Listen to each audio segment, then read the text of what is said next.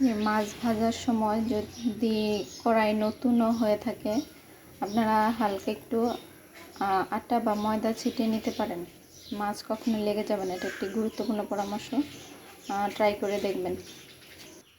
এই যে দেখেন, আমি মাছ দিয়ে দিচ্ছি, খুব সহজেই মাছগুলো উল্টে যাবে।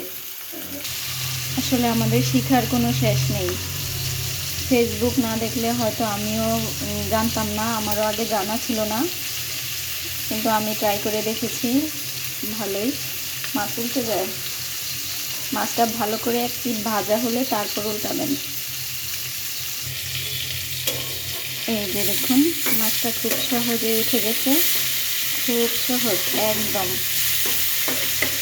অসাধারণ।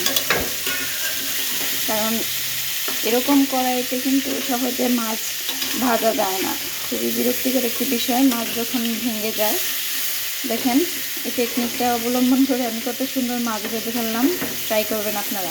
ভিডিওটি ভালো লাগলে লাইক কমেন্ট দিয়ে পাশে থাকবেন। ধন্যবাদ সবাইকে।